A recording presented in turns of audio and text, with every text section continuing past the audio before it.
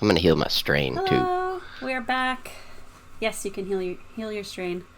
Hi everybody, thanks for waiting for us. Tyler asked a fun question just before we came back. I did, yeah. So the interface we're using, RPG Sessions, I like that we had like fixed templates here to kind of roll right into. That makes it convenient. But if we wanted to revisit this site and create a character from scratch, can we do that? Yeah, you absolutely can. And the cool thing about this is I did not create even these characters, right? So it was probably Drainsmith that created them. You can correct me if I'm wrong. But because that had been done, I just like searched for and found these characters and created a clone copy of my own, and then I had them. And then that's what you guys did as well to use them, right? So it's like makes it really easy to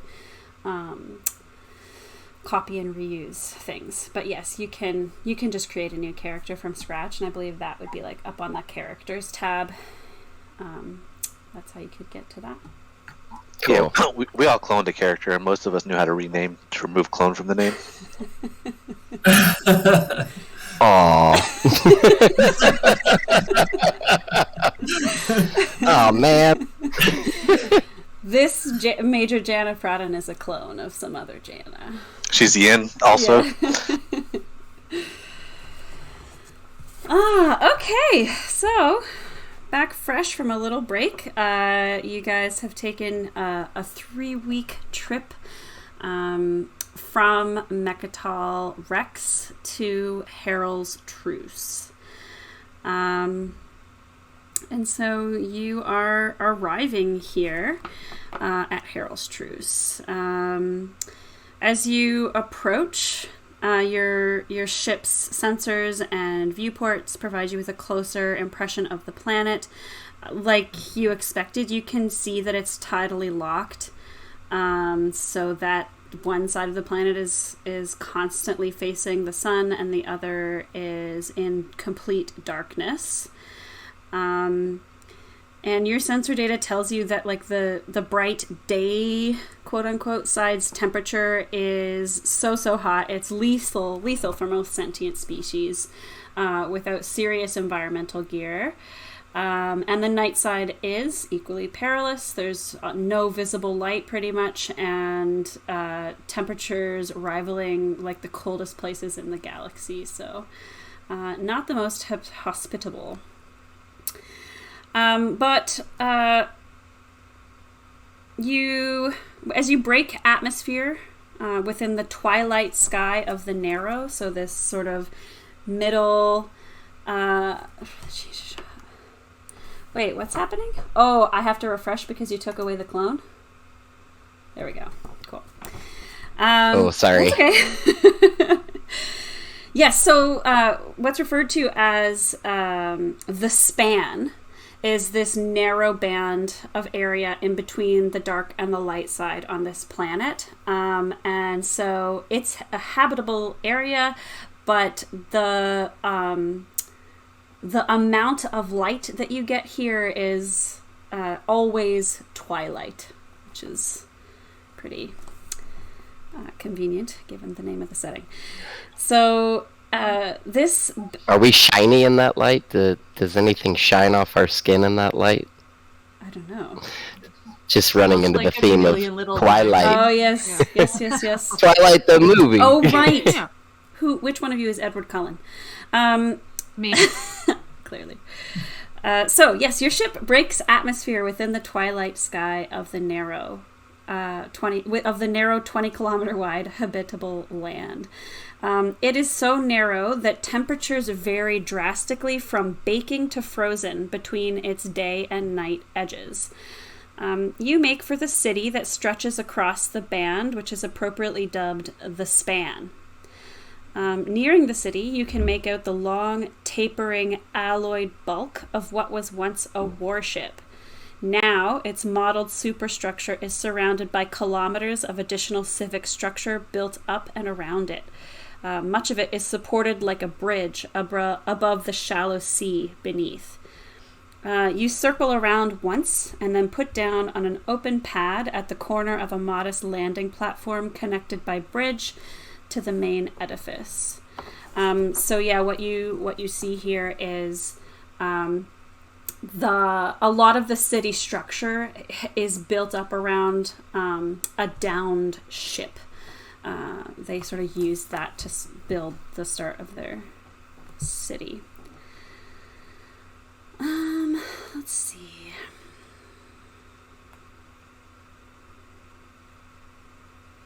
Is there anything you want to do before disembarking? Yes. What would... I want to thank my crewmates for such a wonderful trip. Aww. Enjoyed learning to get to know them better, playing cards. And I never thought I'd enjoy Hakan singing so much. It's just wonderful. Do we have any like sunscreen? I want to put some like on my nose, like, and then like the tips of my ears. Yeah. Sure. Yeah. Is it? Can we see out the window? Is it busy, this city, or anybody out? Yeah. So there's not a whole lot of people right here on the landing pad with you, but as you were kind of coming in and landing, looking down, you do see quite a lot of activity. And you'll know from the research that you did that right now there's about 5 million sentients here as like the native population, which is a mix of those 3 different species, Letnev, Hylar, and Gashlai. So yeah, 5 million people in the whole span area. Yeah.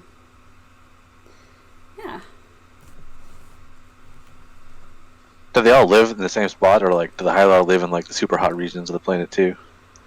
The Muat, you mean?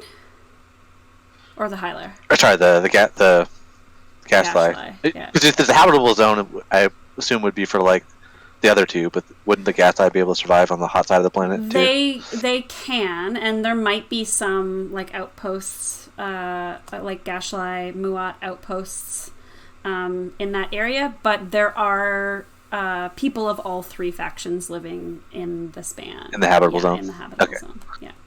Did you say, I think you'd said earlier, that Muat like can traverse into the hot region for some sort of resources or something they might have been mining out there, but okay. Mm-hmm.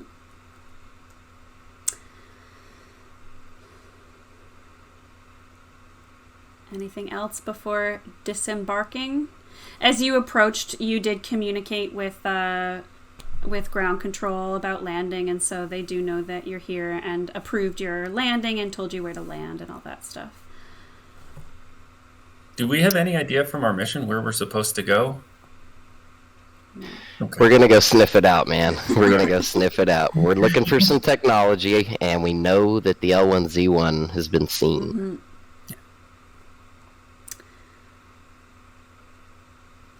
I think I'm good on the ship. I don't think I'd interact with much else. Gonna head down? Yep, let's head down. All right.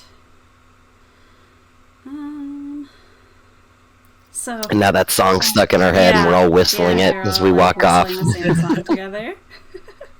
Oh, landing the ship is supposed to involve a check. So, piloting check. Oh. I guess, Syndra, do you want to do the piloting check?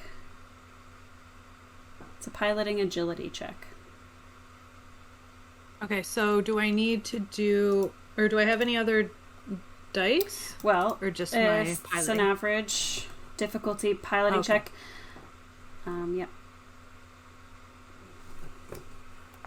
Yay, 2 successes. Good job. You've landed, and it was a bit tricky, but you land without any incident. And so as you guys disembark, you find yourself faced with someone who appears to be like a security officer for the port. So you make your way down the gangplank. The smell of rust and machine oil is rising to meet you. A sturdy Letnev officer in a crisp uniform stands before you, and she's flanked by 3 subordinates in similar garb. The officer addresses you, her voice steady and businesslike. Welcome to Herald's Truce. I am Captain Zarin of the Port Authority and report to Margrave Ortlov. As you can see, our humble spaceport doesn't get many travelers from the shining center of the galaxy. What is your purpose for visiting Herald's Truce? All right, who's our spokesman? Maybe me, because I'm the only one that shares You got a lot of knowledge too, so I feel like in social encounters that's the number one test. Are there like Thanksgiving-esque holidays that the Hylar might be celebrating that I could be going home to visit some Hylar family here? Mm-hmm. Sure. That'll be a deception check if you want to go that way. Yeah, are we trying to be deceptive, or we just want to state our case as the Caleris? I mean, we are the Caleris after all. My motto's honesty. Always lead with honesty. Then should it be? Fine. Should it be me? I'm the most honest, political, and sincere. Yeah, I'm earnest and sincere to a fault. Sure. So I don't know. Is that negotiation or charm? Yeah, charm. What do you guys... Charm would be charm is what they suggest actually. If you're going to answer honestly and say that you are Caleris, what is it that you plan to say? We're Caleris and we're here to investigating a lead on some L1 activity. Okay. Maybe. Yeah, sure. Do you want to give that much information? Sure. Up to you. I guess I said it. I mean, you can go back. You could say. So I'm gonna pass. I'm gonna pass you 2 dice. This should be a charm check. And then, do I use any of my abilities? Each scene, I can add charm add a boost to my first charm tech. Okay. And then, is charm also a social skill check? Yes. Oh, I don't want to suffer strain. Okay. No, I'll just keep it with the 1 boost. Okay. Wow. Oh, no. Very charming. Oh, that's good. I'm looking at the wrong thing. That's very good. Oh, no. Yeah, cool. So you explained we're here, we're a Caleris team sent here to investigate some reports that we've heard, and it's up to you whether you include information about the L1 or not. Captain Zarin clears you to enter, although she does look somewhat skeptical. She doesn't seem super worried. She's like, oh, okay, well, good luck, and hopefully you don't find anything. But she does kind of orient you a little bit. She mentions that the trade sector is where most off-worlders go upon arrival. That's sort of where people are milling about in like the market area of the span. But she does also mention again her superior, Margrave Ortlov. And this is one of the 3. So each of the 3 factions who have representation here have nominated one person to be part of this commission that sort of regulates and runs Herald's Truce, and Margrave Ortlov is the Letnev representative who takes care of like security issues and stuff like that. So she says if you want, I can take you to see my superior, Margrave Ortlov,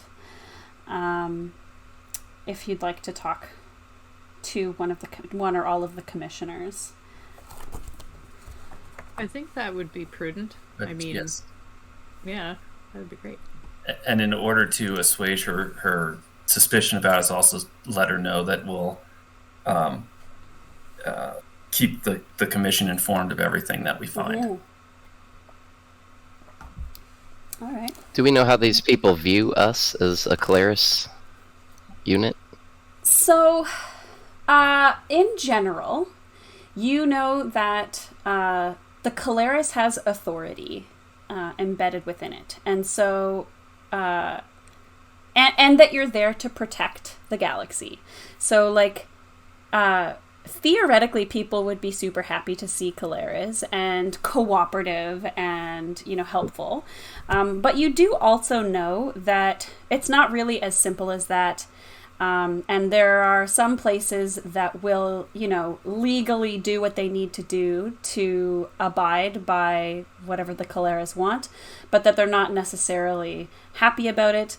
They may, some people, think that the Caleres is partially corrupt and that certain Galactic Council members are like seeding the Caleres with agents who have other loyalties, even though when you sign on to be Caleres, you're supposed to sort of let go of all of your prior connections. It's kind of well known that everybody has their own agenda, like each of you do, right? So yeah, you know that the reception that you get will either be superficially or truly cooperative. But you could do some kind of vigilance check if you want to see if Captain Zarin is displaying any particular leading in that direction. I think I'm good. I just wanted to kind of clarify the definition of skeptical, but it sounds like you can either love us or hate us based on what you've experienced. What she seems skeptical of is the notion that anything wrong or dangerous is happening here. Yeah. Yep, so I got you. So she's like, oh, you're going to come and find nothing. That's what she thinks, right? Understood. Yeah. Is there anything I should use this advantage on, Ooh. guys?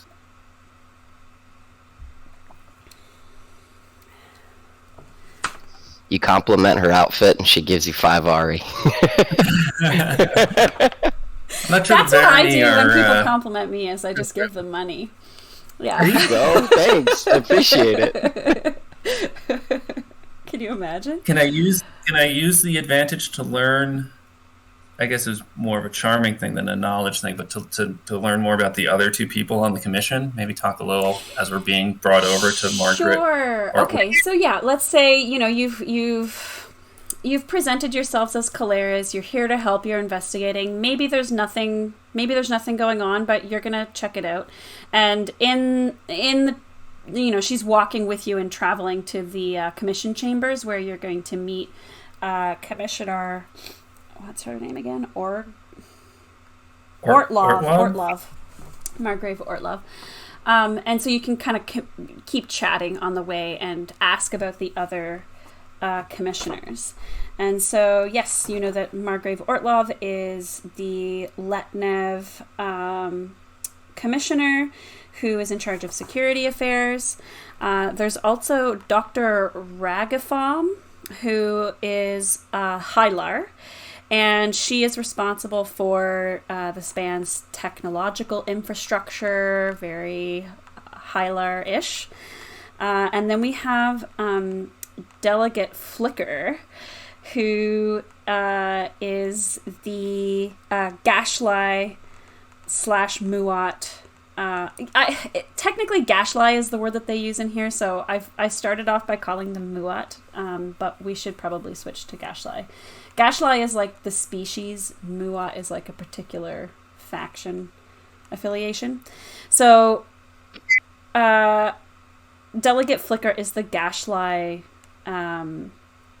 commissioner, and they are in charge of the span's industrial production and in regulating new resource exploration and things like that.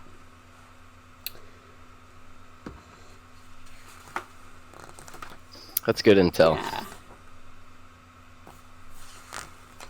I like these names, by the way. Ragathon and Flicker. Yeah. Flicker is such a good Gashlai name.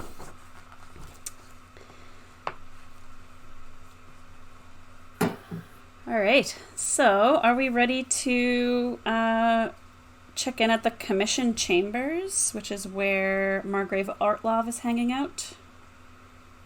Yeah, I'm good with going to meet Margrave. Yeah. Okay. We walk through the trade district on our way there. Would you like to? It's something I definitely want to get up to at some point. So I'll just kind of clock where it is for later. Yeah. So the commission chambers are sort of in the center of town, and the trade sector would be kind of all around it, I think.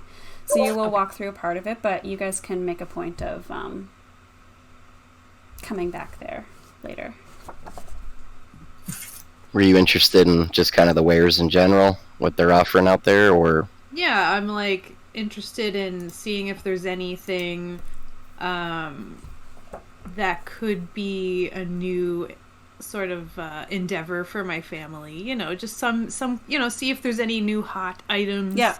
Or just kind of keeping an eye on how the trade is. So maybe Captain Zarin will say, as you're walking through, this is the trade sector. You're free to explore here after our meeting in the commission, but I would appreciate it if we could go there directly, as I'll need to return to my post, etc. So she kind of wants to ferry you there, introduce you, and then afterwards maybe you guys can check out the trade sector, if that's okay. Yep. Okay. Cool. So, so at the center of the span is where the government sector and the tripartite commission chambers are. So there's, you're sort of entering that building, and after following some metal corridors whose decking is burnished with age, you emerge suddenly from an antiquated ship's lift into a spacious triangular compartment with a sunken central pit. Each of the 3 long bulkheads are decorated with the disparate aesthetics of a different species. Letnev feudal banners and bas-relief portraits, animated Hylar didactical sphere screens, and a glowing Gashlai plasma mural. Each bulkhead is pierced by a large open door, which is flanked by a pair of guards of that species.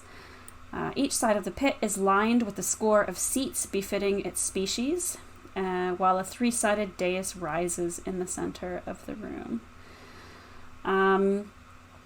Captain Zarin announces you formally to the chamber with your names, which I assume you provided to her upon request. Your actual names, yeah? And she leads you down to stand in the pit, and a few minutes later, each commissioner emerges from their respective doorway and descends to the dais to receive you together. And they will each greet you individually and introduce themselves, which I won't do again because I just kind of explained each of them to you. And yeah, that's the sounds very formal, this introduction to the commissioners. Yeah.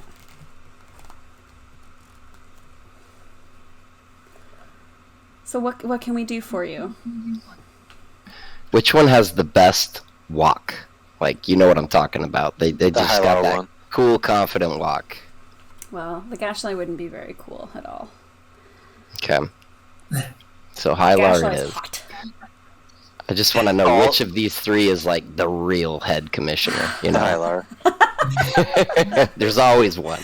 Yeah, you don't get an impression of that. Like, the room is designed very, for equal representation of all 3 of them. Yeah, it sounds like a good coexist, hall. Mm-hmm. With all their banners and such, so... And you do know they have slightly different roles. So the Letnev commissioner is in charge of security, technology for the Hylar, and what do we say for Flicker? In production, industry and production for Gashlai. So we may need all those 3. Yeah. Are all 3 approaching us simultaneously? Is one getting there closer so we can kind of parse out our introductions with each? They've got or is it all one? They've got this down packed, like if there was wedding processional music, they would all be doing that one step, one step, one step, and they're all kind of coming down together. And they've now met sort of all 3 of them together on this central triangular dais in the pit, and you guys are standing in front of them. It's not super high up, but they're standing a step above you. And they welcome you. Yeah, and ask what... I think we were kind of interested in talking to Marigrave. With the security kind of concern we had. Sure. We were sent here to investigate some, what is it, L1Z1X? Yeah. That's like the Canadian pronunciation. Right. You're right. Z1X, L1Z1X. It's just my Hakan accent coming out. Someone's yelling Z. Yeah. In Canada, it's Z. All right. Yeah, it is. L1Z1X. Yeah. Yeah. So yeah, that's kind of what I say. Only I pronounce it in the way that will get the least attention. Okay, so you are you... Sorry, can you repeat, like, what you said, and did you ask a question, or... I just stated that we're here to investigate the presence of the L1. Okay.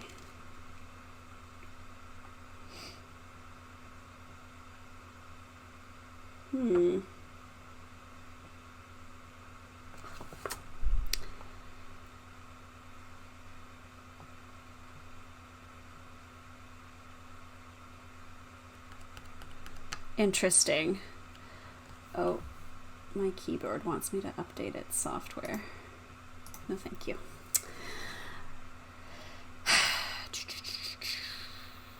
So you're focusing on the L1 threat. I was like, and are you sure? No, I just want to, like, I have all this information that this person knows, and I'm trying to, like, figure out what would be pulled out of him by your questions, and it's not, like, the easiest thing.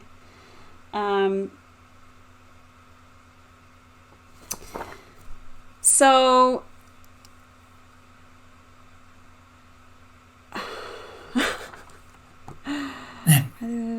So he sort of, balks at the mention of the L1 and says to you, well, I haven't heard of any reports of L1 presence here. However, it's becoming slowly I just turned into a green square for some reason. This information is so strange. 1 sec. Here we go. He didn't like the question. The L1 is like hacking him. He turns into a green square. It's like connectivity issues. Like there's a Wi-Fi symbol with only one bar. No, he seems to be kind of hasn't heard anything about any L1 activity here. But if you'd like, you could make a vigilance check on his response. Okie dokie. So this is going to be contested. I don't think this is going to go well, but we'll see.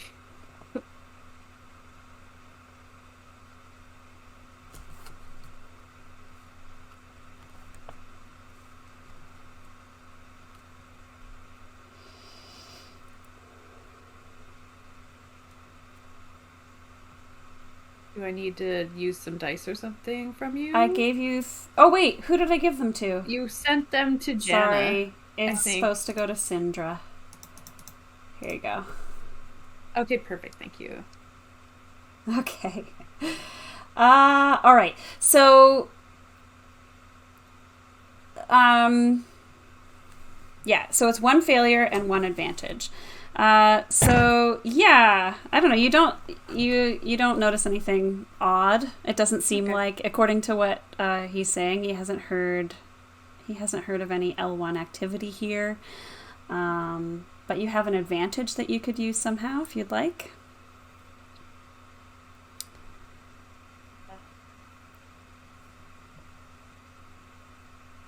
Is there anything else that you've noticed, or anything at all that you've noticed that's been going on? Anything strange? Hmm.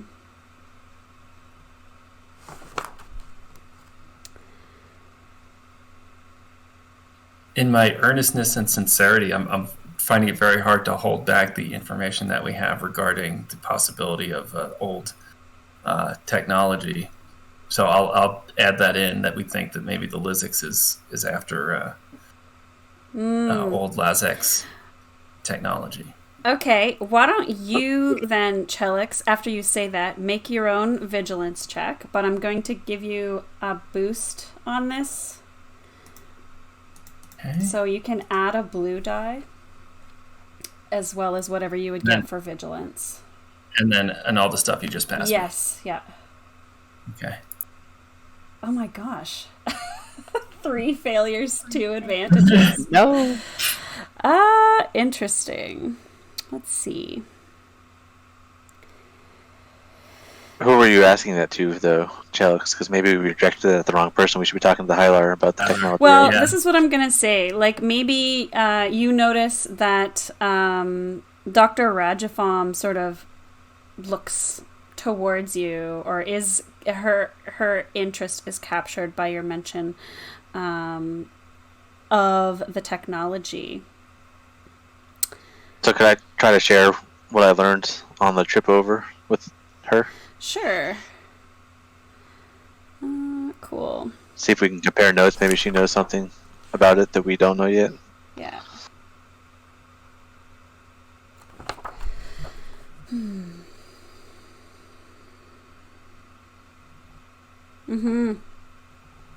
Interesting. Okay, so you explain that stuff to her that you know about this theorized piece of technology on Harold's Truce. Yeah. I would like you to make either a charm check or a knowledge intellect check. The charm check is average difficulty. Knowledge intellect would be easy. I'll do the knowledge check. Okay, and so it's just 1 purple die.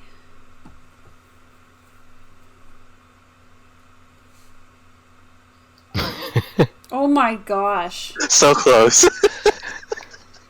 That is insane. 3 yellow die. So 0 successes, 6 advantages. So I don't actually talk about the technology. I just start going off on a tangent on my research for what my happens doctoral. is you've talked about the technology, and she has heard you. And Could I make a suggestion? Sure. Could this be something where she wants to talk to us in private later, or you know what I mean? Like maybe this piques her interest, but she doesn't feel comfortable talking about it in present company. Maybe. Sure. Here, let's say this. She said, okay, so first of all, something that you'll notice right away is that Dr. Rajafam is, polite and friendly, but seems really like flighty, like distracted and a bit like slow and lethargic, and this seems a little bit odd to you, especially to Roy, because you're familiar with like Hylar people, and it doesn't seem characteristic of what you would expect. And what happens is she says, "Oh, that's very strange. I don't know. I haven't seen any evidence of that myself." But you get a little message on your comm bead, and it just appears to be some coordinates.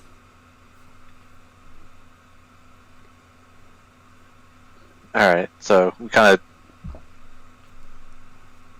acknowledge. I guess we wouldn't openly acknowledge that we've received anything. We kind of just move on, right? It seems like she did kind of want it to be under the radar. On the down low. Could you make either a perception or a medicine check, or anybody can do this, a hard perception or average medicine check? Just let me know which one you want to do. I could do an average medicine. Okay.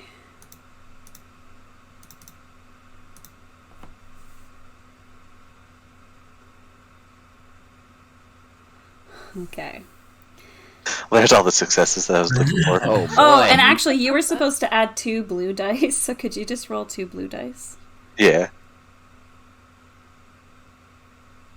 So you got 6 All right, successes, 6 successes, 2 advantages. Wow. All right.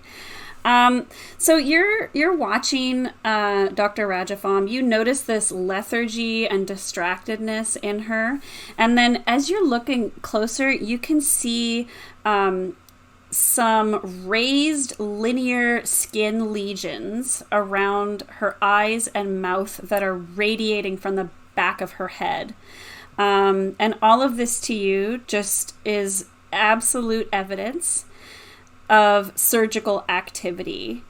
And I think, Teroy, this in particular for you reminds you of what you have heard about the L1 neural shunts that we were talking about earlier, especially because you had thought about those so recently in preparing for this adventure. Yep. So it looks to you like she has a neural shunt in her head. Oh. Would we be able to see if either of the other two are exhibiting any of those behaviors as well?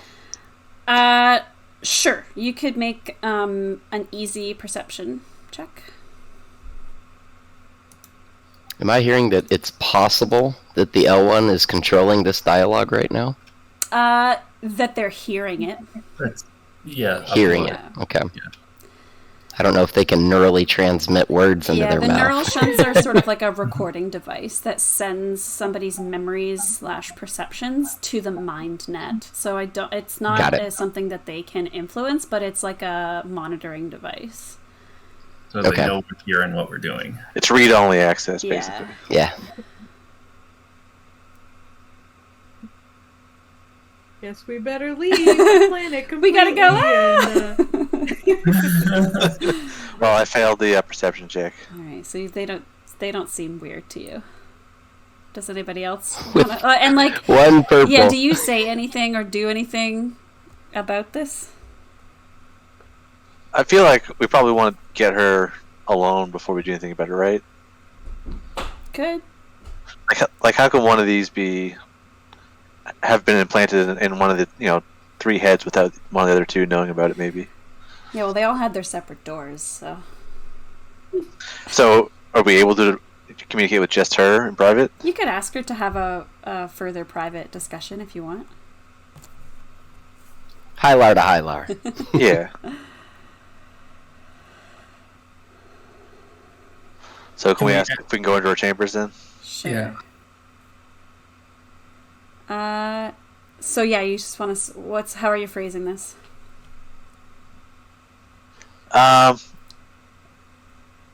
Maybe I want to ask her if I can get her opinion on some of my research for my doctoral thesis, and I don't want to bore the rest of the people in here with details on this. Sure. So she, she'll agree to do that with you. Is there anything else that you want to ask anybody else before you go do that? Do we want to ask for help with security, or we haven't even talked to the Gashly person? Is there something we can get from them?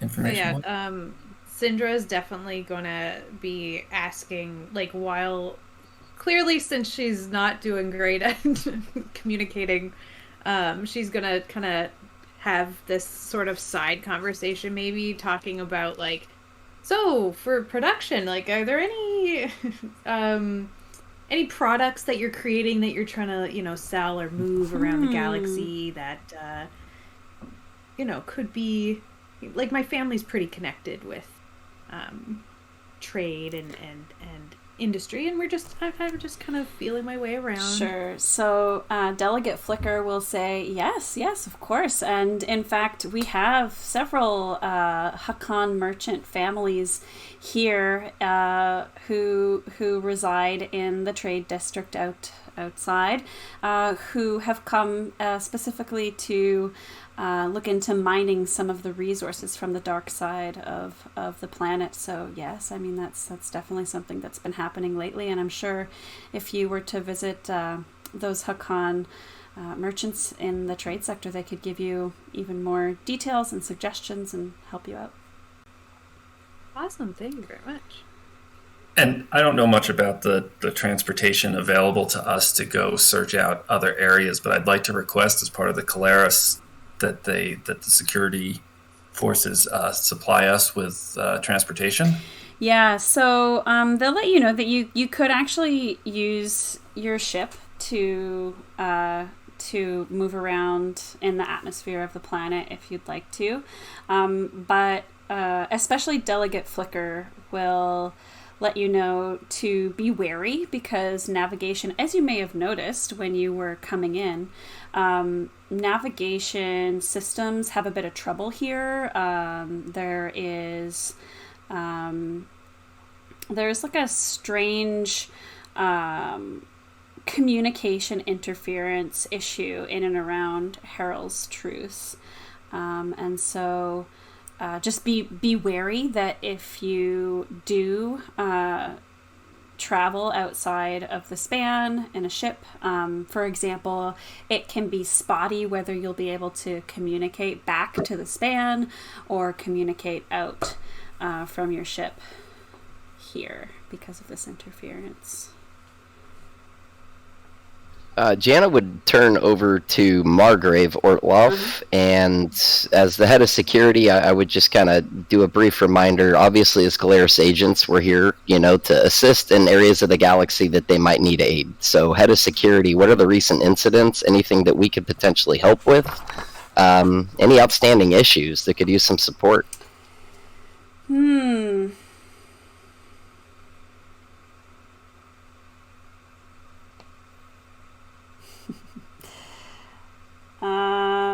He says, well, our main concern here is maintaining our colony. And so one of our constant concerns is food supply. So anything you can do to help with that would be greatly appreciated. And we can always use more eyes and ears here on the planet. So, we're grateful to have your team here and grateful to be kept appraised of anything that you do find. Like I said, I have not seen or heard any indications of L1 activity here, but would definitely be really interested in learning more about that if you can confirm it. Understood. And yeah, so related to the food supply issues, what's the source of your food on this planet? Good question.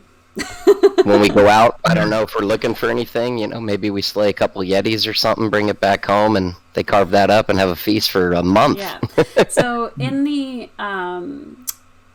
temperate, zone, there is probably some naturally occurring plant and animal life, and that's probably the vast majority of what they get. But this span of area is very narrow, right? And so there are efforts to agricultural efforts or whatever to kind of produce more food. But then in addition to that, what they've been doing lately, especially since the planet has become a bit of a trade hub for other, for visitors and such, is trading resources that they've been gathering from the light and the dark side of the planet in exchange for food goods and foodstuffs from other places. And also Dr. Rajafam and other Hylar are probably researching lab-based methods of generating nutrients and foods that way. So there's probably a variety of different methods of generating food, but there's a lot of people here, and so it's a constant struggle. Yep, understood. And all I would do is just kind of part from that conversation by suggesting that obviously was mentioned, but Sindra has access to galactic trade routes through their guild ships, if I'm going to use some lore for y'all. But just as a heads up, if you guys needed to streamline your food supply in dire need, things like that, we can certainly help if needed. That would be wonderful, yeah. We're here to help and gain reputation. Syndra puts her like hand down for a low 5.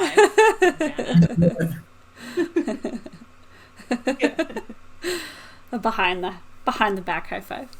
Yeah. Yeah. All right. So, anything else before you have your little conversation about your thesis with Dr. Ragafam? I'm very excited for that. Can't think of anything else. Sounds like they've got this place pretty well secure. Food is the biggest issue, so we can definitely help with that. Cool. All right. So, yep. Everyone will kind of disperse. Delegate Flicker and Margrave Ortlov will go off into their offices, their individual offices, and you can follow Dr. Ragafam into her office. And she kind of sits down and gets ready to hear about your fascinating thesis, Teroy. So, would someone with one of these shunts installed be aware that they have it installed? No. Or no? It seems pretty invasive, though, right? So they theoretically have been knocked out, had it installed, and... Or okay. like while they were sleeping, or... I don't know, inebriated. But... What? It's like, don't panic. Yeah. But... It's like when someone tells you have a booger, but it's like way worse. Way worse. Or it's like there's like a tarantula on the side of your head, and it's like, okay, don't panic. If we brought it up, would she be aware of what it is? Maybe. Like if we just say, hey, looks like you got something under your skin there. Yeah, you can try. I thought you wanted to tell me about your doctoral thesis. What's going on? It'll be nice. It'll show evidence that the L1 is involved. They were kind of denying evidence that L1's around. So. Okay.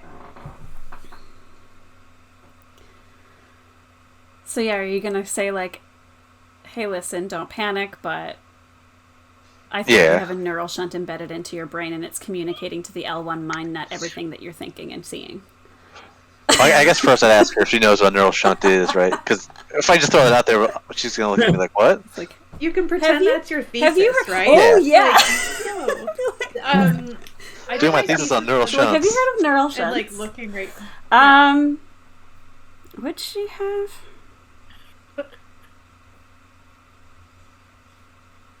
Let's say, like, even if she doesn't know, you can bring up some, like the journal article about neural shunts that you read and show her that data. Like what it looks like. Yeah, and you can. I'll explain it to her. Maybe you can show, like some images of those like lesions that you. Yeah, noticed. do I have examples? Yeah, and then so you can, maybe just you'll ease her into it, but basically explain.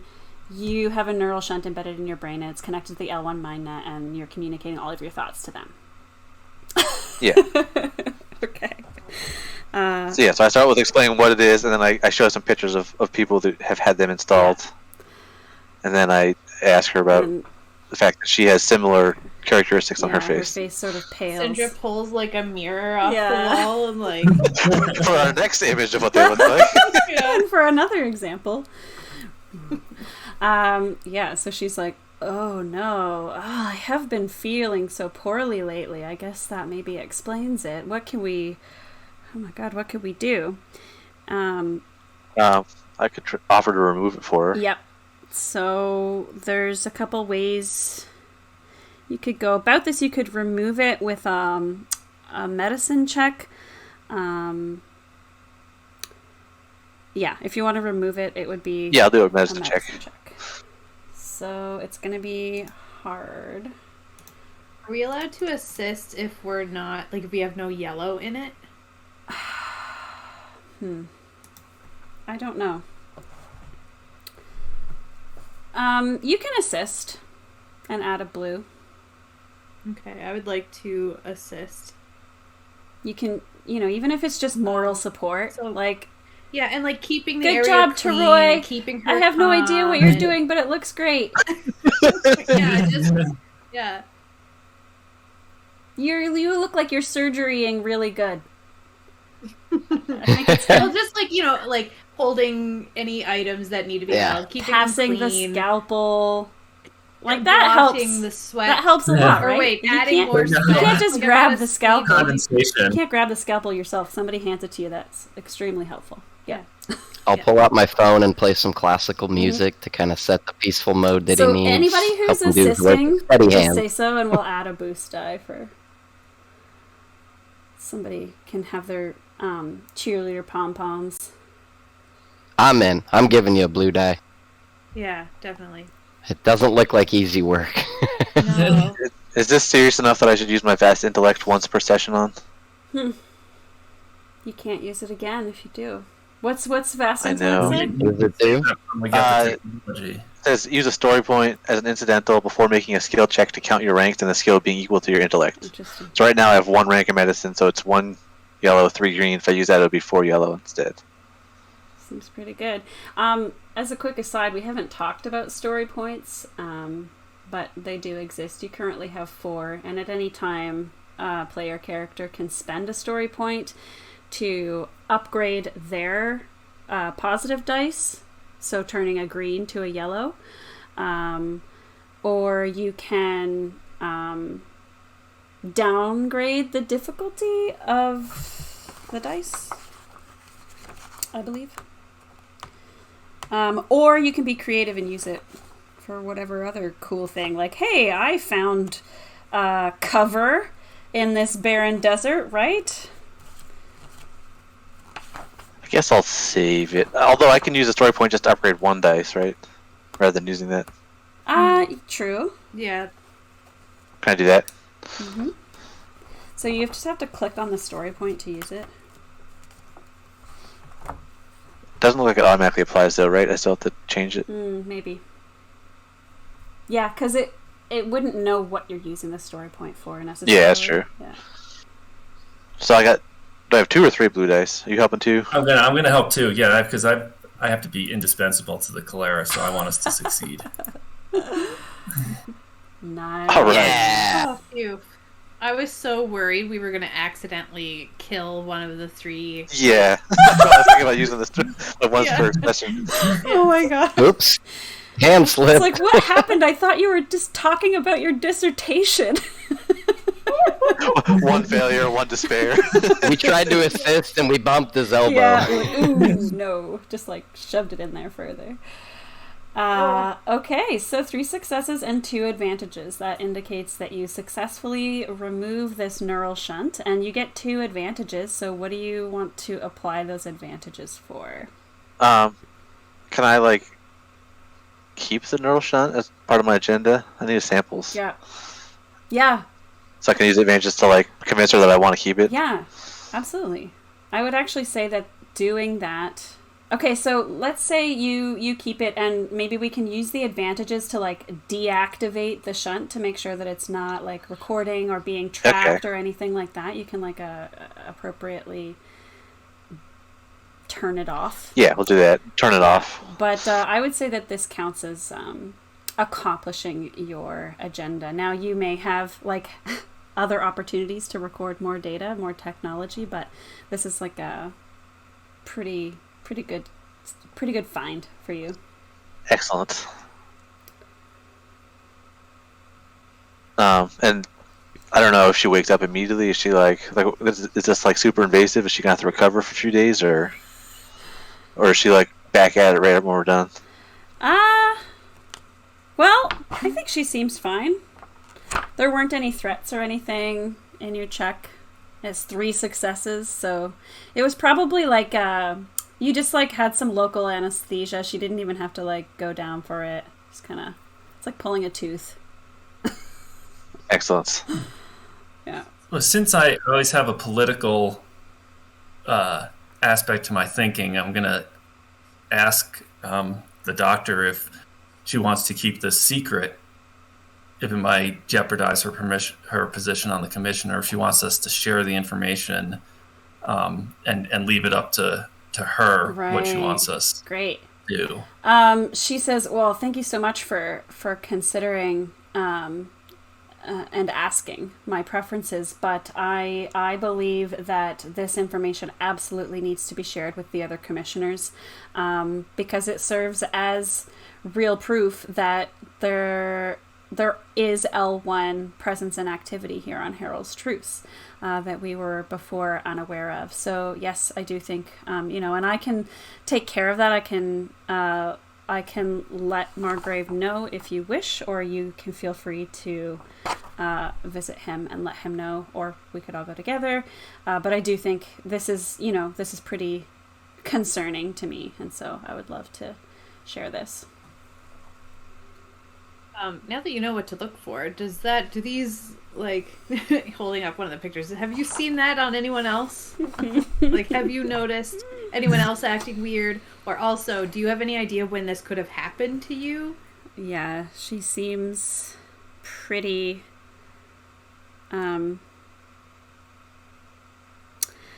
pretty flabbergasted by the fact that that was there. She had no idea and doesn't know how it could have happened. Could we have used one of the advantages to figure out how long it's been in there? Maybe.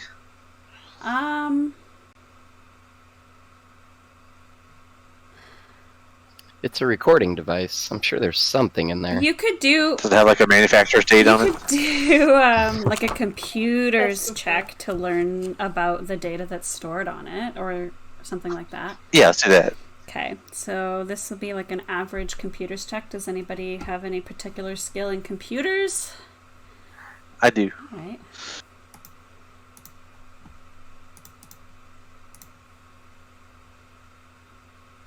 Oh, Philip's here. Hi, Philip. Apparently I arrived in time for the thesis defense that is more literal than usual. There you go. Awesome. All right, so you can see that the signal from this neural shunt is being received by some group in the trade sector. And you can't tell for sure exactly how long it's been there, because it sort of like transmits the data and then wipes itself, so periodically. So there's only data from the past like several hours on it. Has it already transmitted the data from the past several hours or not? It's constantly transmitting. And so what this tells you is whoever's watching it probably knows that you are here. And yeah, you're not entirely sure how much, how long it's been monitoring Dr. Rajafam, but based on the wound, you can tell that it's been there. For like the wound had time to heal over, essentially. So several weeks plus. L1 Z1 are good programmers. Can shoot a message out and then it does a data dump within a day. So I think it's like Snapchat. Yeah. Oh yeah. I would suggest that we do let the security Letnev guy know and go with the doctor to let them know. One, so security is aware, and there's another, and to offer our support that she obviously wasn't aware that she was. I guess if the data has already been transmitted, whoever put it in there knows that it's been removed. So it's not like if it's one of the other two that they would be unaware. Right. So no harm in that, bringing it up to them. Mm-hmm. Right, and also just they can boost security in the trade sector, because now they're not tracking it. That we've learned about the trade sector after they're connected. Now that we've been discovered and we've discovered them, it could prompt a response. Mm-hmm. Who knows? Okay. But yeah, I like the idea good. of talking to them all about it. Yeah, if we talk to both, especially, right? Because if one's compromised and we talk to the compromised one, then they cover their tracks. If we talk to both of them, maybe they watch each other or something. Okay. Yeah. Mm-hmm. Yeah. So you call all three of them back together and sort of debrief about what's happened. And when you explain all of this, I'll get you all to make a vigilance check that has 3 purple dice in the roll. I won't add it, but each of you can make a vigilance check with 3 purple dice. Instead of me rolling, could I assist someone else by being like whisper in their ear and kind of like pointing at them or something? I have like terrible vigilance, so I'm just like, maybe I can help someone else who's good at it. Yeah. Sure. Who do you want to? Who seems very vigilant in our? I have a yellow and 2 green. Okay, I'll help you, Jana. I'll be just like Jana. If that's an option, I'll help the other one. Then I'll help. So Jana and Chelix make vigilance checks with 3 purple, and you're gonna get 1 boost die. Ooh, look at that! Nice. Oh my god! Did you get? It's all from the boost die too. 6 successes. Good help on the boost die, Sindra. All right, so you both do notice that that Ortlov looks disturbed, and it looks to you like he knows something. And so in your recognition of this, you'll kind of say, "Hey, what do you, like? I can see that you're disturbed. Like, what's going on? Tell us, right?" And he'll explain to you that there's, sort of an old family story in his home, that it was sort of like this myth or like legend that he heard about when he was younger, of some kind of Lazak's treasure that was hidden on this planet. He obviously thought that it was kind of like a child's fairy tale, and that there's been no credible traces of Lazak's activity, but that, if that were true, it would be a pretty reasonable target for the L1, who see themselves as the descendants of the Lazaks, right? So, Did we hear the location of that description there? There's no location, but I guess at this point, now that everything's out in the open and Ortlov has said this, Dr. Ragafrom will say, she'll let you know that verbally out loud, instead of just sending you that little surreptitious data transmission. She has done some historical research on the planet's history. And there's like this fragmented ancient computer core that she's been sort of trying to parse. And she's recently recovered some references in an encrypted pre-landing file to a set of coordinates that are on the planet's dark side. And she has discovered from that location data showing some pretty intense magneto energy activity, some kind of like anomaly at that location.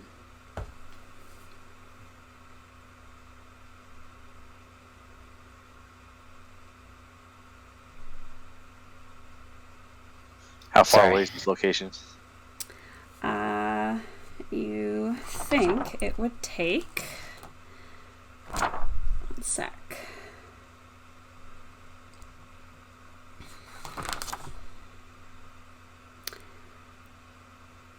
You'd need to take your starship there, and it would take a couple hours to arrive to that location.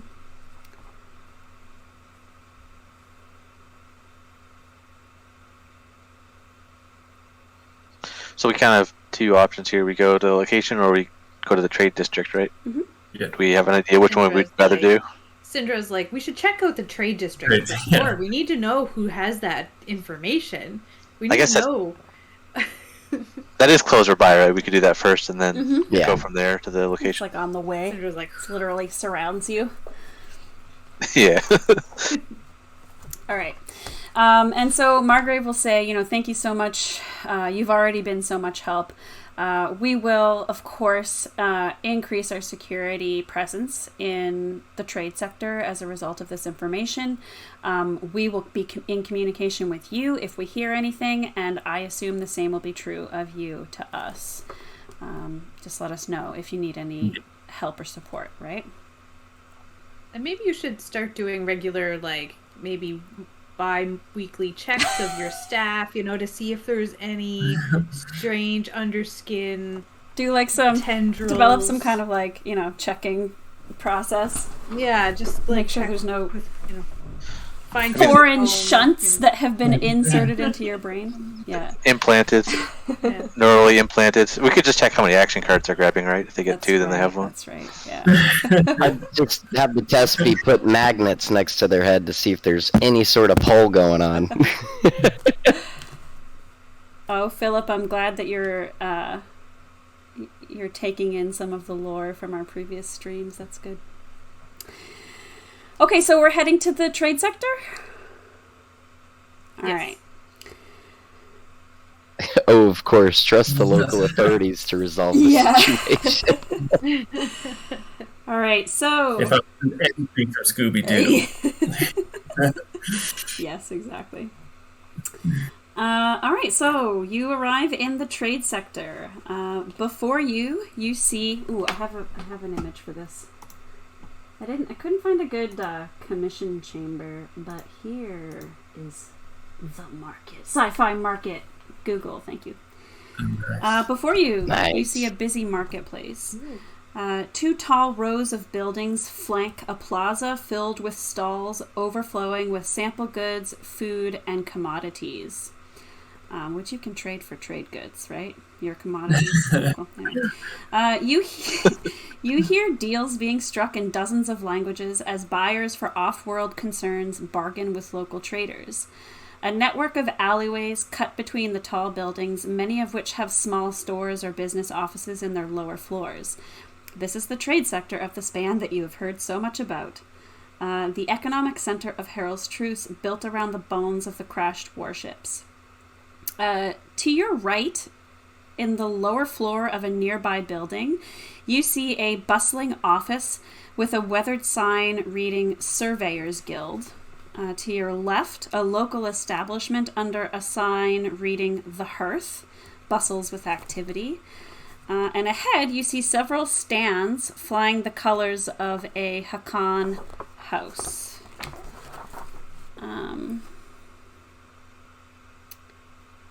Would Sindra recognize the house? Yes, I think so. One sec.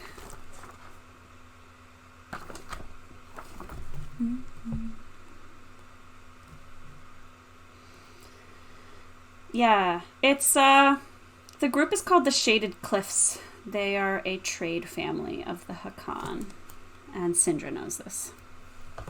Oh yeah, I'm heading over there and Okay. And just kind of making some small talk introductions, but then I'm gonna start asking some Well, let me describe what's going on here first, because Okay. it's not.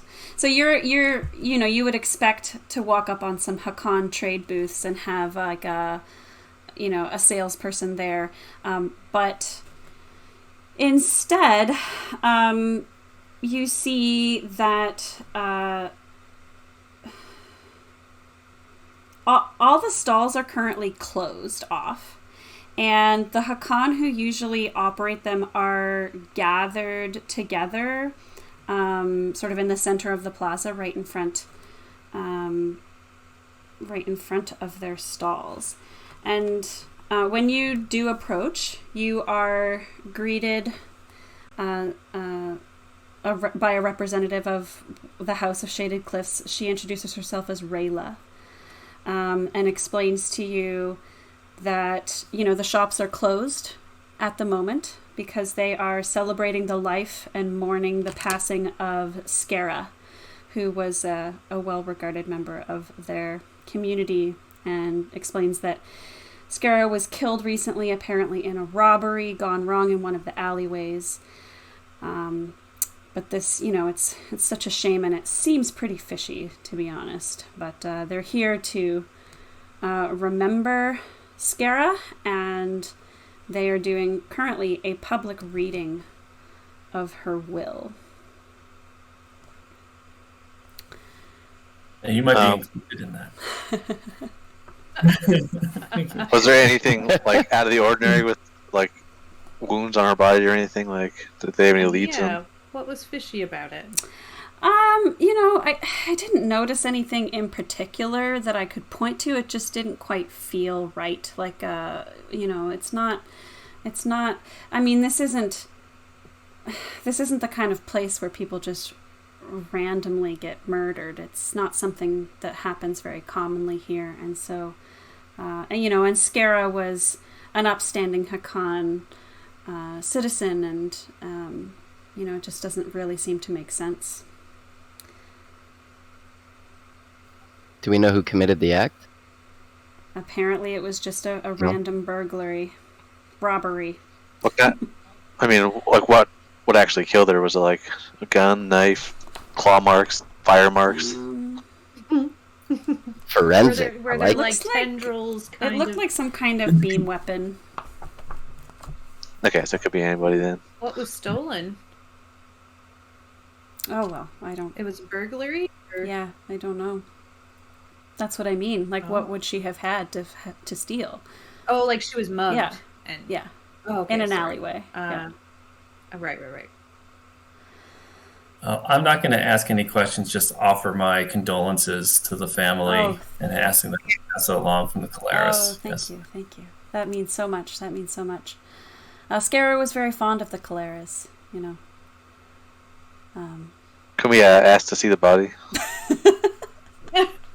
We're investigating other abnormal activity in the area, and we'd like to know if this is connected or potentially. So Rayla looks a bit taken aback, but she says, "You know what? I can help you out with that, but let us just finish the reading of the will, and then afterwards we can." No problem. All right.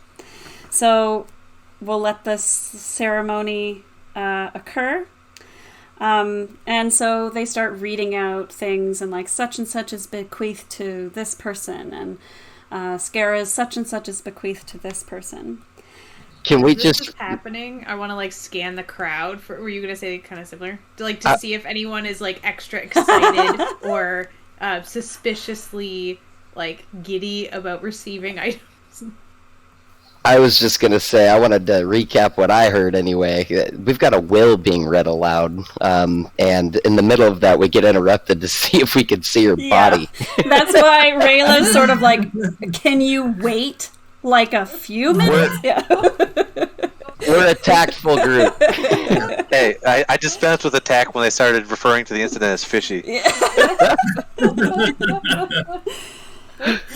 All right, so at the end of the ceremony, there's one item unclaimed, and it is, as they said, bequeathed to the lore master or his appointed representatives.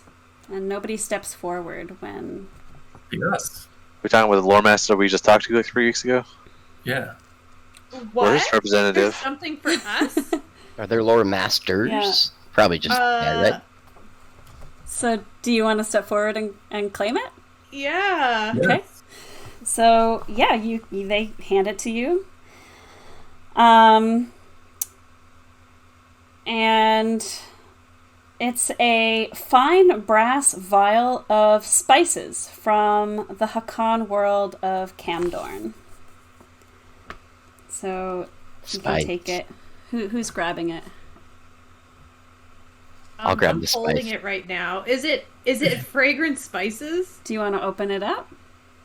Or have a look at the jar? Yeah. All right. Do I recognize it? Yeah, so it looks like a typical like Hakan spice jar, and you open it up and it does indeed contain some really great Hakan spices that you estimate are probably worth about 300 ore. But underneath the container, there's sort of like a twist thing on the bottom of the container as well. And you see that it actually contains a data chip. Okay, so I'll take the data chip. Well, I'd like to do it somewhere kind of more private than just like in the middle of everything. Okay. And who's our computer expert? Is it Teroy? Me. Okay, so I'm gonna like kind of like side swipe this to you and just kind of whisper, like trying to be subtle about it, that this was at the bottom of the the jar. Mm-hmm. But then I'm gonna keep that $300 jar and put it Okay. put it in my bag. So yeah, I'm gonna slide over the chip to Troy. Okay.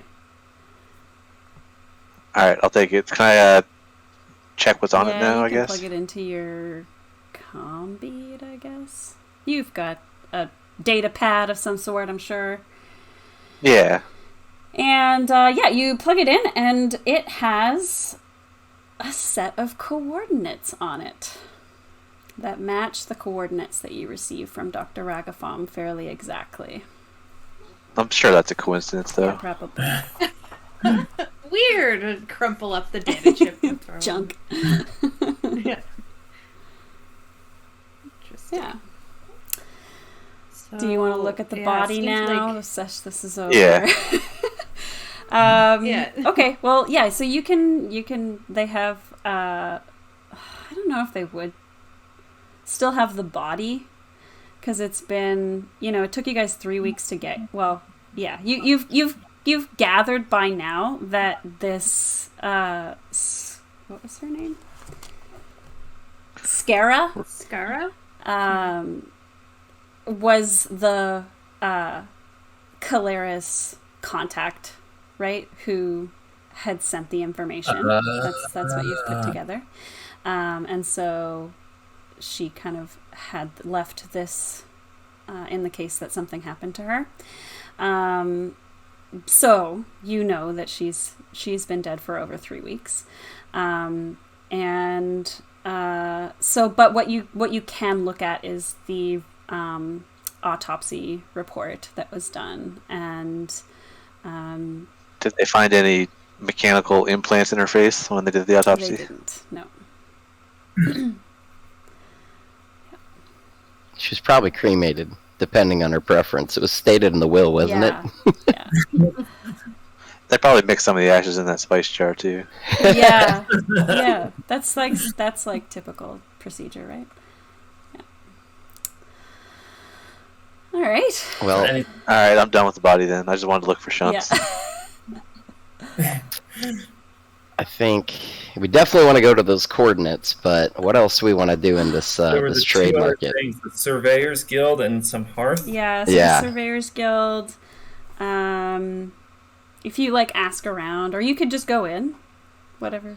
Yeah, Before we leave, could I give my information to the family to be like, I'd like to, connect more with you later or whatever. Okay. I'm not trying to veer us off course, but I just want to have that connection and, Great.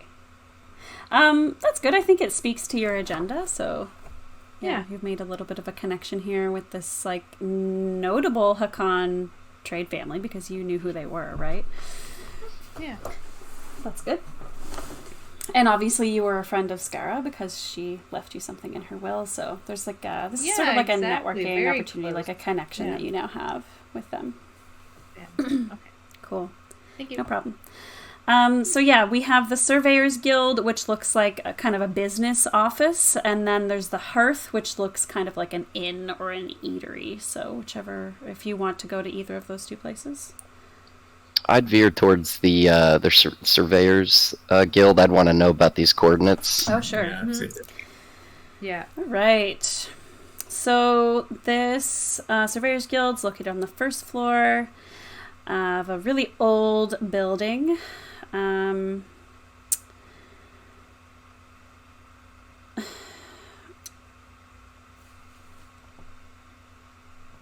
Sorry, one sec. Yeah, so when you enter the Surveyors Guild, you're greeted by the person who's working there, and they sort of brief you, hello, welcome, what can I help you with? Are you looking for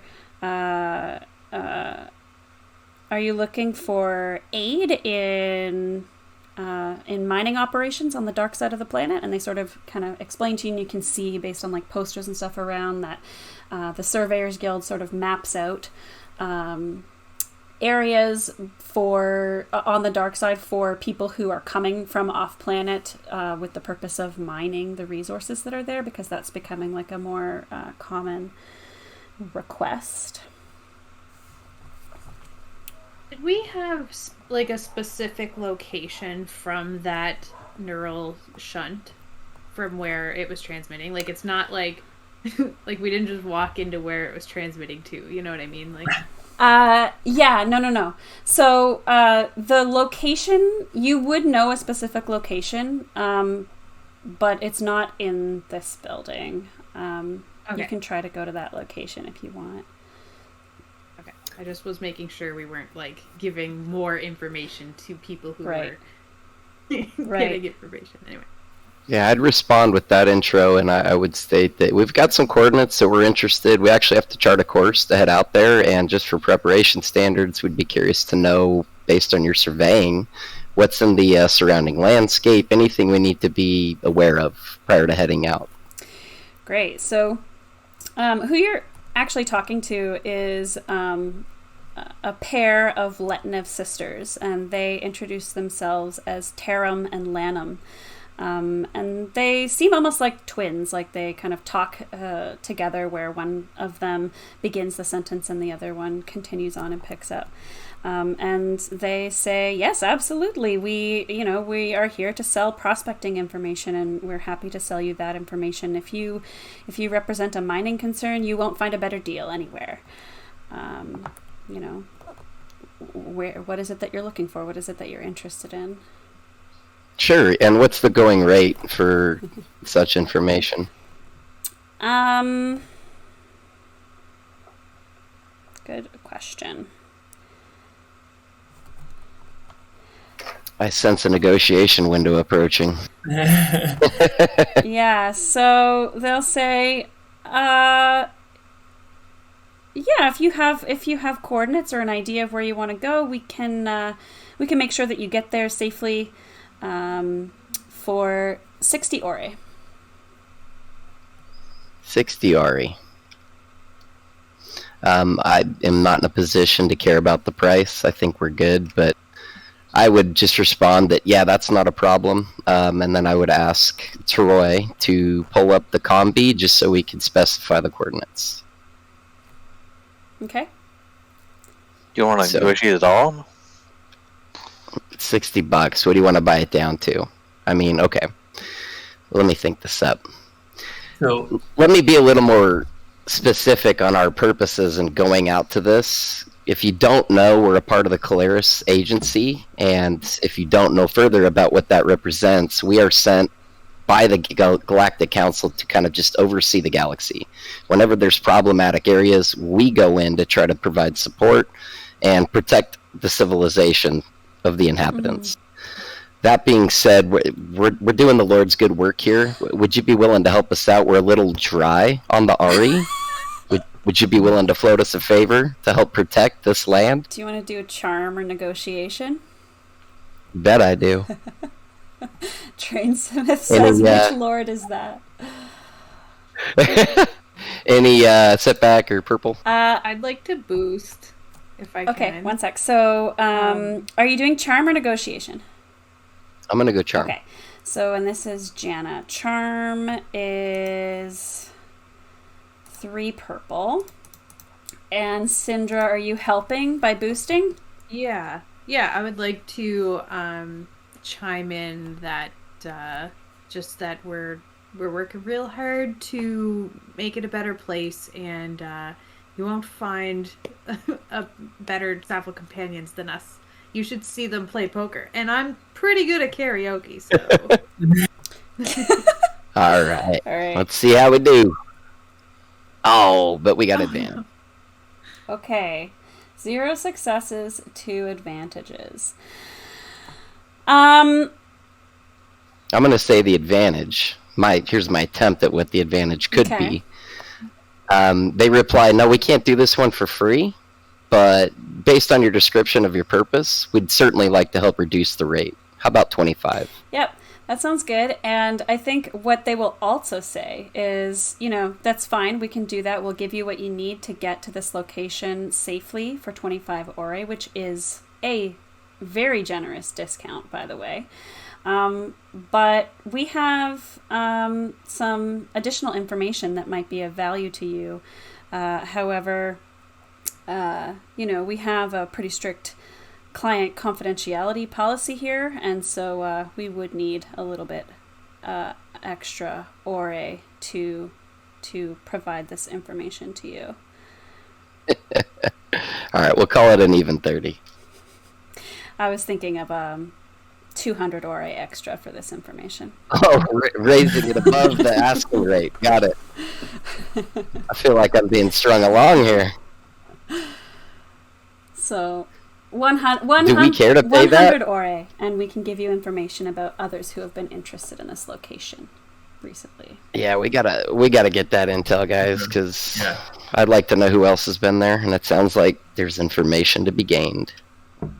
I'll pitch in the 20 that I got from you suckers off the ship. How much is it total? We're just gonna say like around 100. Just to get the information for navigation and the information. And this is discounted because they wanted 200 ore just for the information. So they do like you. They like your wheeling and dealing. I'll chip in 50. 50 from Sindra. And so we're at 70. So that's... And I think I said 20 and Teray said 20. So 56. So we only need 10 from... Well, we did 50 plus 20 from Teroy, so we just have 30 to go. You want to do 20? I'll do 10. Yeah, since you did such a good job negotiating. Yeah. Thank you kindly. To pay the least. All right. Okay, cool. So, they tell you a couple things. First of all, there's a Hakan merchant house, which recently began mining operations on Harrell's Truce, and they name to you the Shaded Cliffs family. So this is kind of information that you already knew, that they were here and that they were investigate. Well, maybe you didn't quite know, but they were investigating. Skara was investigating that area for quote-unquote mining purposes. Probably unrelated to her death, though, right? Oh, yeah, for sure, right? Second, and far more unusual, because, Hakan merchants coming and mining on the planet is something that's been starting to happen fairly regularly. But far more unusual, a group of Winarans with an unusual amount of cybernetics came inquiring about those Hakan merchants and their activities at that location on the dark side of the planet. Just to make sure I heard that right. They asked the Surveyors Guild? Yeah. Yeah, okay. Yeah, and so... And do we think these are just L1 saying that they're Winarans with cybernetic enhancements and not really Winarans with cybernetic enhancements? So the sisters... Can I ask them if they know what L1, what Lizics look like? They do. They do. And they didn't identify themselves as Winarans. The sisters recognize them as Winaran. But they are heavily enhanced by some cybernetics, which is not typical of Winarans, generally speaking.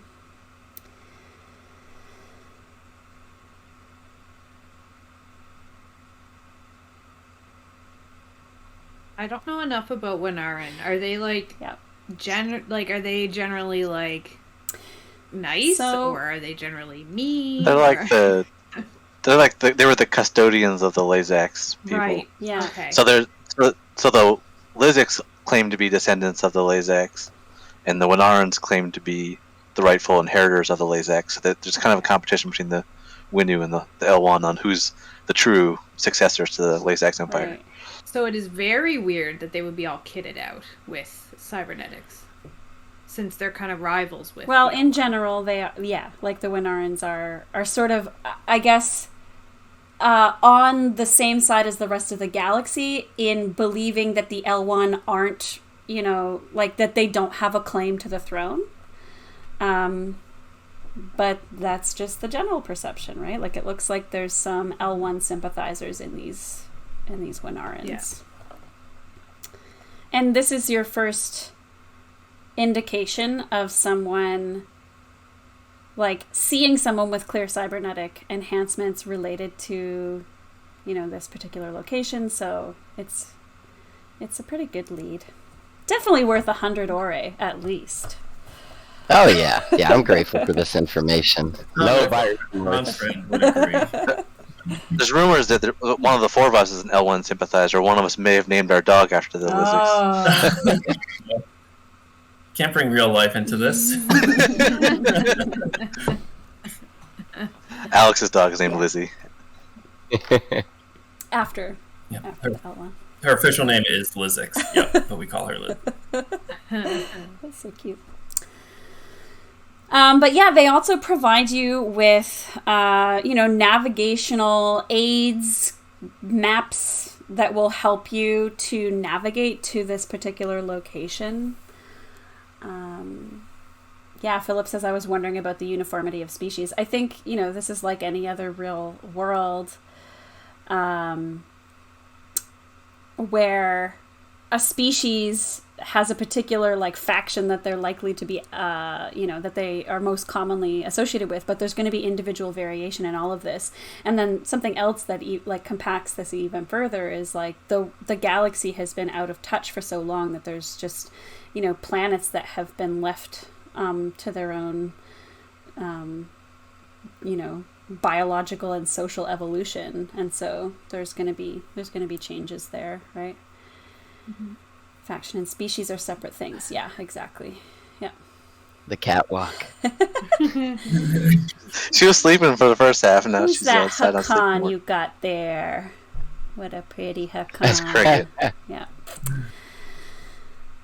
Yeah. So, Surveyors Guild. Anything else you want to do here? I mean, yeah, maybe. So we have, we've paid for travel as well? Is that what we've paid for? What they've provided you is, they've surveyed the area, and so they've provided you with guidance on how to navigate there and, the way to go, basically, right? Turn right beside the second rock outcropping, and then forward for 300 more kilometers. I don't know. It's going to take 2 hours in a ship to get there. But they've kind of charted, they've given you a chart of the area. And so you're going to have an easier time navigating. Yeah. Did they mention anything about the conditions that we would need to be worried about? Or? For sure. It's kind of stuff that you probably expected based on your knowledge of that area, but it's going to be very, very cold and very, very dark over there. Welcome back, Root. Just amongst our group of gear, do we have anything light-wise? I don't see anything in my setup that has any sort of flashlight or anything like that. There was, what are they called? Hostile environment suits on your ship. And I would imagine that those would have a headlamp. Okay. Embedded. Perfect. Hazardous Just want to make sure we have environment gear, which allows a character to survive in vacuum, extreme heat, or extreme cold for up to an hour, but you have to add 2 setback dice to any athletics or coordination checks while they're being worn. So my exosuit that I already have says allows you to survive outside water and protects against vacuum and toxic environments. I'm assuming I don't need anything extra besides that, or would I? Let's say no. Okay. Do you have a headlamp embedded in your fishbowl? No. Maybe there's bioluminescent stuff in the water around you. Yeah, I don't know. The picture doesn't show any light. I guess there's a light on because it's not just the helmet. It's a whole bodysuit. So there's some light on the lower part. Yeah, It looks like. I think most suits would have lighting embedded in them. That's going to be required. Cool. Root says, I'm hearing about lots of cool gear, but does anyone have an implant that prevents diarrhea? I have not. That's not included anywhere in this little module. But there is an entire rule book to come, to be released, and I'm sure they'll have some diarrhea preventing things specified in that book, right? How could they not? And I think I saw that that's going to be out Q2 of 2022. This was the release date. Did they announce specifically Q2? I have. It was on their webpage, I think. Yeah, I haven't heard specifically when it's going to be released, but soon. So you guys can expect some more TI content here. Yeah, Q2 2022. Looking forward to it. Wish it was Q1. But that's okay. I think I'm good on the surveyors. Yeah? Yeah. All right. So then what's next? Do we want to check out the hearth, or do we want to head to this location that we've heard about several times and now have very specific directions for? Yeah. So I guess, do we need to go to that location where people were eavesdropping, or do we want to let that lead go? We should check it out. Okay. Okay. So we didn't give that information specifically to the... No, because the surveyors was for like the hazardous part of the planet. The location. No, to the security guild. There's security guys when we were at the commissioners. Oh, did Which we? I don't remember. I didn't know we had it. What information? Specifically where the transmissions were going in the trade I think sector. that you did know that there was that it was coming from somewhere in the trade sector. So if you want to go after that location and check out what's there, you can. Do we have like a specific location, or do we just know somewhere in the trade sector? Yeah, you have a specific location. It doesn't appear to be in a building. It looks to be like in an alleyway between two buildings. There's lots of alleyways like crisscrossing. I've heard the alleys are check it out. dangerous. Yeah. That's why we brought you along, Jaina. Yeah, you got me. Locked, stocked, and ready to go. All right.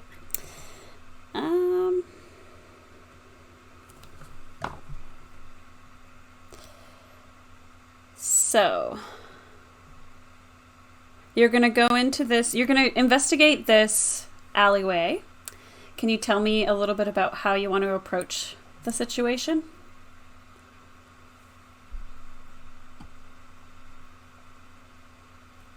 Are you just going to like run into this alley? Yeah, I would with your ears plugged and eyes closed. I would definitely be trying to be a bit stealthy about it. Maybe, kind of getting swept up with the hustle and bustle of the trade district, and then just kind of like breaking off from that and kind of coming around to look in and be in, like, don't be suspicious. Yeah. Don't be suspicious. I don't have very good stealth rolls, for sure. So maybe someone else is more stealthy. I got a stealth roll. I can try to sneak in stealthily. Yeah. I've got a yellow and 2 green. Okay. So we're doing stealth. Let's call it hard. So 3 purple for a stealth roll. Are we all rolling or just one? Who's being stealthy? It sounded like you had yellow and 2 green. So Sindra? everybody should roll, and then 2 of you need to succeed for you all to be stealthy. Okay. And you said hard? Yeah, 3 purple. Oh, okay. Ooh. Wow. So 2 of us succeeded. Well, one more roll, Jana, Jaina. you didn't go. See, this is what I mean. Like, because the last roll was Jana, it kind of looked like... Anyway. So we have 2 successes, 1 threat from Sindra. 2 failures, 2 advantages from Dr. Teroy. 1 success, 1 threat from Undersecretary Chelix. And 2 failures, 1 advantage from Jana. So, this is so weird. You feel pretty quiet. You feel super quiet. We think we're stealthy. You guys all seem quiet to me, yeah. Yeah, and My gun just like clanked against the garbage barrel. That wasn't the garbage barrel. That was me.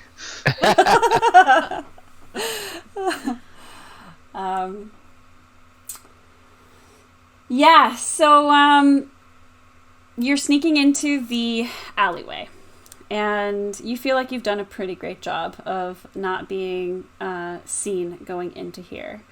A couple people had advantages. Do you have any ideas for what you would like to do? So Taroy and Jana. Taroy, you've got 2. Jana, you have 1.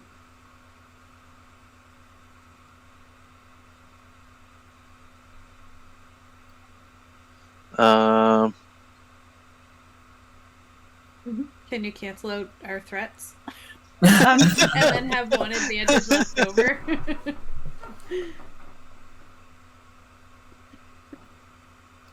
I want to notice something, some sort of a detail. These are the alleys. I don't know if it's important. Yeah, can we like spot doors into neighboring buildings or something that might be Yes. hiding Okay. things? Yes. And so what I'll say then is you can kind of keep these, and then in the moments to come, not that anything bad is going to happen to you, but in the moments to come, you could use your knowledge of the area to get boost dice. You'll just have to kind of make it up at the moment, like, oh well, when we were coming in, I noticed this, and so therefore I'm going to use this to get a boost die to do this, that kind of thing. So you each have like a spare boost die for use in the near future if you need it. Nice. Okay. And so yeah, you don't have to specify right now what it is that you've noticed. Like, you can be creative with that in the moment.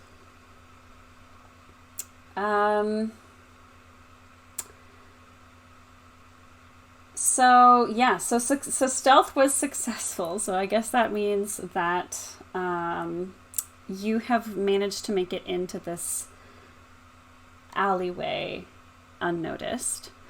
And you don't see anybody in here right now. Any antenna or, receiver boxes? No.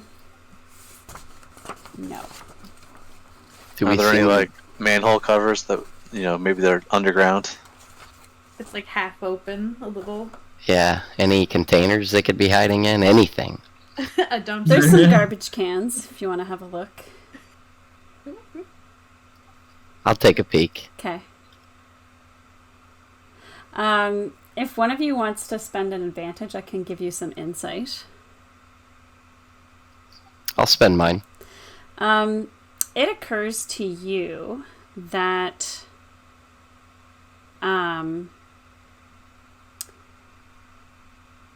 the device was probably transmitting to some L1, or maybe these Winarans. It was transmitting to them, and so if they are no longer here, that there wouldn't necessarily be like some device. Like it was being transmitted to them through the mind net into their cybernetics. So that might explain. Could we turn it back on and see if they're if we can find where they are now? You don't have to, because very quickly, soon after you enter the alleyway, you hear from behind you.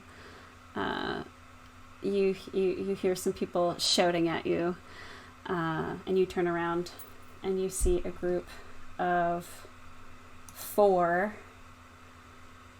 heavily modded Winarans. And They have better prosthetic legs than Jaina. They are threatening you. They're saying, "Drop your weapons, put your hands up." I don't know. So guns are drawn? They are pointing some beam weapons at you. Yikes. Murderers. Yeah. I'm gonna kind of scoot behind the turtle when I hear that. Yeah. And we can roll initiative. Well. Okay, so I press start initiative rolls, and then I'm going to say, so usually you can choose to use cool or vigilance to roll initiative. It's cool if you were expecting combat to begin, or vigilance if you weren't. So they're going to roll cool for sure, but you guys can rationalize to me. We were kind of looking for them, weren't we? Yeah. Yeah. I feel like we were looking for them. Yeah. My rolls are the same, so.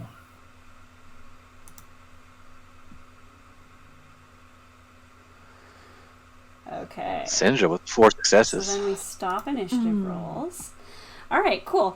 So the way that combat works, I'm not going to use a map for this because I don't have a alleyway map. But that's kind of the nice thing about Genesys is that you don't really need to use a map. I do have map for like the big thing that might happen at the end. I mean, you're definitely going to encounter something later, and I have a map for that. But I didn't do one for this, so we'll get to see an example of how it works with and without maps. But essentially, you can see that we've rolled initiative, and there's now 4 white PC slots and 1 NPC slot.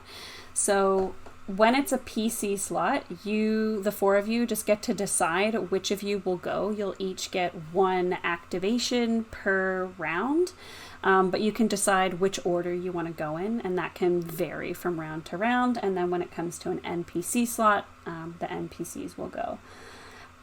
So yeah, do you have any other questions?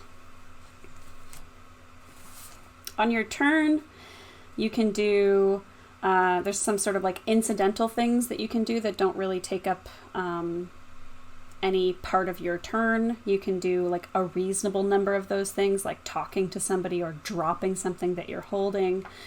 And then you can do up to 2 maneuvers per turn. 1 maneuver you get for free, but if you want, you can do a second maneuver, but you have to take 2 strain in order to do that. And there's a whole list of maneuvers which we can kind of go through as needed, but it's sort of movement is one of them, aiming is one of them, that kind of thing. And then you also get to do an action. So a lot of the time that's going to be some form of skill check, probably a combat check since we're in combat. Or you can downgrade your action into a maneuver. If you don't have an action you want to take, you can take 2 maneuvers without taking strain if you don't take an action. And that is a general summary of how combat goes. So you guys can now decide. You see 4 Winarin figures ahead of you, and they've all got beam weapons pointed at you. So is the order I'm reading this properly? It's PC, PC, NPC. So we've got 2, they go, then we've got 2 more. Yep. And I'm not combat oriented, so I'll go last. Yeah. So is the alley wide enough for 4 wide? Is it 2 by 2? What's I think 2. Yeah, 10. Definitely not 4. It's a smallish alleyway, and so you can probably be beside each other. Oh, that's another thing that's pretty unique about Genesys too, is that, and one of the reasons that it works so well without a map is that the distance between things is abstracted a little bit compared to other RPGs. So we're not like moving on a 5x5 grid or anything like that. You right now are within medium range of this group. And there's a bunch of different range bands. And so if you wanted to get within short range, you could spend 1 maneuver to go from medium to short range. And you could also spend 1 maneuver to go from short range, which is like a few feet away, to engaged. And that's if you're wanting to like melee interact with them or like use a device, you want to be engaged. Yeah, and then there's also long and extreme or something range, which is even further away. But right now in this small alleyway, kind of the furthest away you can be is medium, which is what you are right now. Do you guys want me to go first? You think you should? Yes. Yeah, so I would do 2 maneuvers. The first one is I would maneuver. I heard garbage cans were nearby, so I would try to hide a little bit behind some sort of a object that's going to give me a little bit of cover. And then my second maneuver, I suffer 1 strain, correct? 2 strain. Okay, I'll take 2 strain, and I'm going to use my ability for everybody here. So it's called Coordinated Assault. Once per turn as a maneuver, you may use this talent to have up to 2 allies engaged with you other than yourself at an advantage to all combat checks they make until the end of my next turn. Okay. So you'll have done that before you moved, because you just moved out of engaged range. Right. Yeah, if I was engaged, yeah, definitely. Okay. Wrong order. So I guess, can we do that by, like, can you pass dice to them? Do you know how to... Effectively, yeah. So I could pass the blue dice. Yeah. Let me see here. It's so not blue dice. It's an automatic advantage. Oh, and so those are symbols right underneath the dice, so I think you should be able to pass those to them as well. And then how do I pass it? There's I know how to... 3-dot symbol beside everybody's name, and pass dice is one of the options there. So, Troy, you're probably not good for combat, right? No. So pass this to Syndra and Chelix. Okay, let me do that. And so what was it that you get? Done. An advantage or a success? It's an advantage. So did I do that properly? Did you guys get an advantage? Oh, no, it wants me to do that first. There we go. Ah, yes. Okay, And I see it for then- Syndra. And pass dice, and there we go. Cool. Awesome. Thank you. Okay, and so you can take an action as well if you'd like, because you just did 2 maneuvers, right? Yeah, I want to do a shoot action. So I've got 2 purple die. Okay. And And you're at medium range. then So yeah. that's average difficulty. Cool. So I'll do my ranged heavy. Is that right? What does your weapon say? That's only got 1 die. That's kind of weird. My weapon. So you can check. Okay, so if your character, you should do if yellow, your one character, green. Oh, if okay. your character's selected, there's a tab over on the right for weapons, and then when you click on that tab, you can select at the top who you're targeting. So you'd probably target the adherents of Sid, which is the group of minions that you're fighting against. And then you have a grazer carbine and a drop knife. And so you're going to select the grazer carbine because you're at medium, or you could be within short range of them if you want. That makes the check a little bit easier. So if you wanted to move forward to get into cover behind like a garbage can that's a little bit closer to them, is that what you're thinking? Yeah. So I just I'm on that weapons tab. I'm clicking medium, and the weapon that's popping up says Ancient Lazak's Mace. So I think that's you have Chelix, Under right? Secretary Chelix selected on the left. If you click on yourself Got and it. then Okay. weapons, you'll see your grazer carbine there. And then I want to add that to So you it. have to select the target, you have to select the range, and then I think you can select your weapon and then click Add Dice. I think I'm good. Let's And you try took- this. So it should You be took my... Oh, actually, did I give you 2 purples? You should probably take 1 purple away because we said that you moved into short range, and that's an easy range. okay. So only 1 Cool. purple So die. here we let's see if this works. Oh, very nice. All right, so you do have 1 success, an advantage, and a triumph. Those are all the good things that you can get in this game. You need 2 advantage in order to crit on this weapon, but you can also use a triumph as a crit, so that's an option that you have for using the triumph. And then it looks to me like the weapon does 4 damage on top of your successes. Is that correct? Let me double check that. So it should be 5 total damage with the base and 1 success, and then I'll spend the triumph and let's make it a critical. Okay, so what happens with... Okay, so is there a method... Drain Smith, are you still watching? Is there a method on RPG sessions for you to just apply a crit to the Or did we say that I had to add the crit? How does the crit work? I think so, because if we Yeah, do yeah. it adds it to our own character. Where was it? It's a D100 for a crit roll, right? Yeah. Oh, roll crit. Yeah, Roll crit that- for this PC. Okay, so let's see if it works. It should just...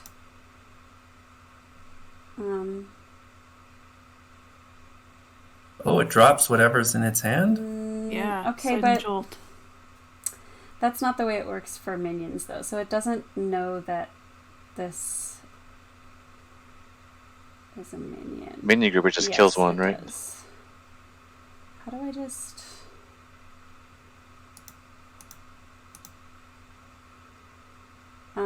just one sec. Okay, so 6. So do we just not roll for the critical against minion groups I then? guess not, yeah. All right, and so you did 5 damage, you said? 5 damage, They're yeah. going to soak 4 of that, so they take 1 additional damage. So, oh, there we go, perfect. One of them drops dead from this shot, and another one looks injured. Perfect. Yeah, so good job.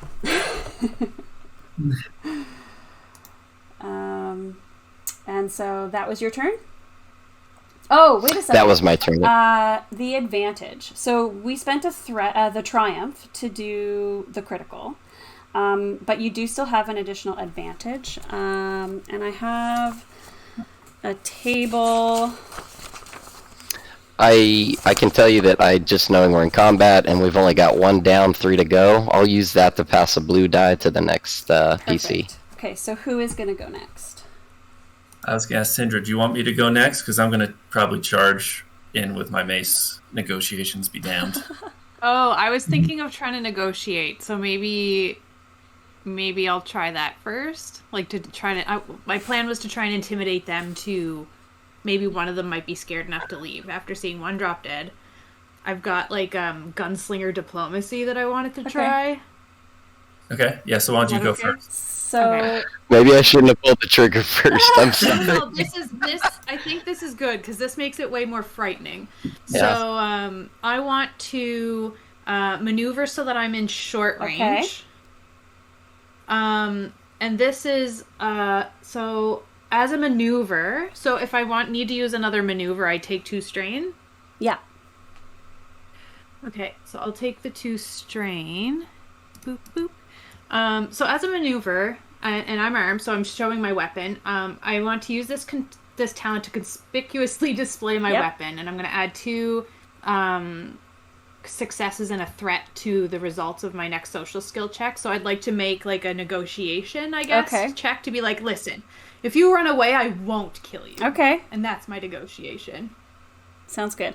And what characteristic is negotiation associated with again? Do you guys remember? Presence? I think it's presence. Yeah, presence. Okay. So you get the blue dice because that's any check, but the advantage from Is for an attack. Dana is combat only, so you wouldn't get that. Okay, so I'll take the blue and oh shoot, now I need to put them in manually. Let's see. So I get 2 of these, one Can of I these. Pass you dice. So are you going to put the blue in yourself? I put the blue in myself from that was passed, and then okay, so I need purple. Oh, the advantage I used to have there got overwritten, but I'll remember that I have it for for an attack. I have an advantage like in my backpack. Do for an you? attack. How long does it last? Until Jaina's Okay. next turn. So if you go before Jaina next round, you'll have it. Okay. Okay, I see. So maybe after you do your roll, we'll like pass you another advantage right away so that you have it there. There's like a way to remember, right? Because that's one of the things I find about Genesys is that it's like before using this, I had all these like complicated spreadsheets that I was using to keep track of combat about like, you know, who has a boost die and who has a setback die and all this stuff. Like it's kind of complicated. But being able to pass the dice like this makes it so that it just remembers it for you. Yeah. All right. So that looks quite successful. Interesting. So you are trying to get them to stand down? Yeah. Like, drop your weapons and we won't kill you. You've already seen what we can do. Yeah, like one person took out one of yours and you look pretty wounded, so drop your weapons and we'll be merciful. To a degree. Oh, that's interesting. Okay, so...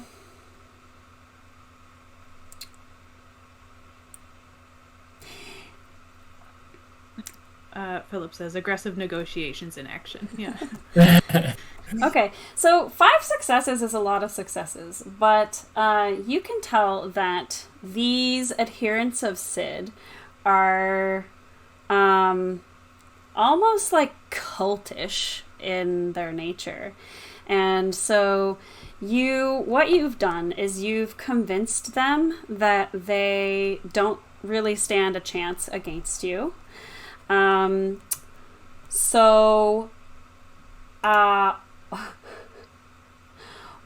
of them, let's see. One of them, do they all run away? They're not gonna just like, stay. Is there only 2 of them left? And one of the dudes in here, sorry. I thought there was 4, but I guess there's only 3. Unless the critical did remove one. No, it says Automatically, count maybe. 2 out of 3 for me. But I thought when I added them, I selected 4, but So they basically agreed with your point, Syndra, but they said, no, we're not putting our cards on the table. So they look bailed. like they're going to GTFO. Which is not something you think they would have typically done. But you were very threatening with your weapon, and there was just like a, complete murder that happened right before that, so... Yeah, I don't think that could have gone better with Janet just like straight up like one-shotting one and then hurting the other. Plus, if 3 run and leave the body behind, we got evidence with the body, so we're good. Yeah. Mm-hmm. So is that your action? Yeah. Okay. So, but you do get a threat, so I'm going to say that causes you to take 1 strain. Okay. Would we call my combat glorious? Absolutely. Yes. Yeah. All right, so now we're moving on to the NPCs. The 2 remaining are running away. They were already at the mouth of the alleyway, so they're off into the hustle and bustle of the crowd in the trade district, and that's what they do on their turn. We don't have to keep going in initiative order, but if you want to try and chase after them, we would stay. If not, you can investigate the body that's there and just let them run away. It's up to you. I don't think I'm very fast. I'm not sure I'm going to... And I can only do melee combat, so I think I would let them go. Yeah, same with me. But I probably will... We can notify... security on our comlinks. Sure. And let them know that we had the bat, we were attacked here and the 2 guys are running away and what they look like. Sure. They're easy to spot. They're Wanarians with prosthetic limbs. Right. And we can check out the body of the dead one. Yeah.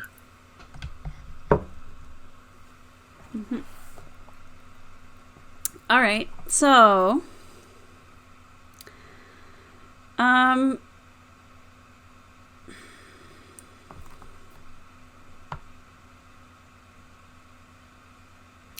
Yep, so you investigate the body. You see that he had an integrated beam weapon, I guess in like a cybernetic arm device. Can I take the cybernetic arm device as a sample for my research? Sure. You'll have to sever the limb. I have a plasma cutter. Great. We're good. Gross. And and lots of cybernetic implants as well in this creature, but or in this Winarin. However, you also notice That there's a broken shard of a blade embedded in one of the cybernetics of this adherent of Sid. Embedded where? Like in their brain or? It's a shard of a blade. It's embedded. It just says in one of their cybernetics. So where would you like for it to be embedded? In whichever cybernetic that I cut off with my plasma Yeah. cutter. Because I'd like that too. Okay. For the Do you want to have a look at the shard? Yeah. You can make The shard. a knowledge check. Who all wants to have a look? Are you just looking at it yourself, or? I'm pretty knowledgeable. I could give a boost. I've got 3 intellect. I feel like I'd be There we go. pretty like helping you, like pointing out, like, oh, I think this was sold Syndra, by the. If you're looking at it, it's easy. If Taroy's looking at it, it's hard. Oh, okay. I'll look at it. So it's easy. And then Taroy, you could boost Okay. Syndra if you want. Yeah. So you do So the check. one purple. So this would be a Knowledge. what kind Knowledge. of check? Just knowledge. Okay. Knowledge, and then a boost die, and then 2 One. purple. Oh no, 1 Yeah. purple. Okay. Here we go. What? Highly advantageous. Oh my god. Yeah, you're like, wow, this looks like a cool dagger. It sure is a yeah. Sure is a cool dagger Makes here. you feel good though. Something about it makes you feel good. You could use some of those advantages to recover a strain. Yeah, might as well. Anything else you can think of? Oh, felt really good looking at that. That's shard. one advantage. I don't know what else you want to use. Is the arm itself noteworthy enough for my thesis, or do I need to know what the dagger is in order to put it in my thesis? No, you don't think so the dagger, it looks, what you can tell, you can't identify this dagger, but you can tell that this Winarin has been attacked by a dagger, and this shard of the dagger was left in their cybernetic. Okay. Do I get enough information / samples from the cybernetic itself to put in my thesis? Yeah, absolutely. Okay, sweet. You can keep it. Like, are you just like tying it to your side? Yeah. Yeah. I think I got room in my fish tank to fit an arm in there. Right. You know how people like at cons wear those like foxtails? You're like, it's Oh, this yeah. like cybernetic, Just it's like hanging off the severed edge. cybernetic arm tied to your backside. So do I have 4 advantages? Yeah. Okay. So- could I use? Okay. Well, what's your idea? Oh, can I use a skill a thing? skill thing. So could I go over to the Hakan and use my bot info? When making a knowledge skill check, you may spend RI equal to 50 times the difficulty. So this is what, like, it'd be 50 RI. What's the check that you're making? And like, just to ask, like, if I could go to the Hakan to purchase information, like if they would recognize the shard. Like, I just kind of met these people, but maybe they would, like, maybe the advantage gives me Sure. a hint, like, oh, this looks familiar, but I can't place it. Maybe the Hakan might. Okay. Yeah, absolutely. I feel like it's probably just like Skara's blade, and she was like fighting back. That's my Yeah. If you bring the blade to assumption. them, you can try and pay them, but they won't accept your money because they do recognize it as Skara's blade. Yeah. Which is like, this think is we know like what the happened weird to thing her. about Genesys, right? Like, that was what you were supposed to know when you got a success, but then we used the advantages to, I don't know, it's very strange. Anyway. Well, but see, the advantage, I don't even know if I really use the advantage. Like, I feel like that's like player getting to put 2 and 2 together. Do you know what I mean? Like, instead of you handing me the information, like, part of tabletop role-playing games is like we For get sure. to figure things out Yeah. on our own as well. So I think that that's a mix of like, Yeah. Although, yeah.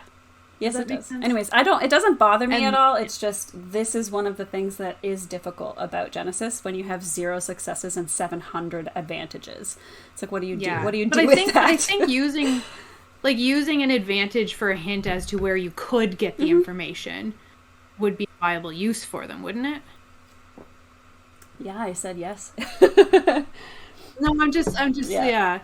I think that works and is within the realm of Genesys, I guess. Okay, so I think I would let them know that we found who murdered Skara, and that we took care of one of them and like gave them a description of the other two that are still alive. And that you contacted like span security and et cetera, et cetera. Yeah. Cool. All right. Well, that was your first combat. We didn't even make it through one whole round before it ended. But that's actually something else that I've noticed about Genesys that is sort of like, it's different than other RPGs, and I didn't expect for it to be. And so like I used to think that I was like doing combat wrong because sometimes it only lasts like a couple rounds. But everything that you do involves this like cumbersome check that you then have to interpret, so it's not meant to be like around. It's supposed to resolve in a couple actions, so. And I think that makes it a bit more like cinematic, yeah, right? Absolutely. Like each check is more story than just crunching numbers or whatever. Yeah. Absolutely. All right, so I'm going to, what does reset initiative do? No, I'm going to clear initiative. Yes. And we're going to get rid of these guys. Can I request break time relatively soon just to get some lunch?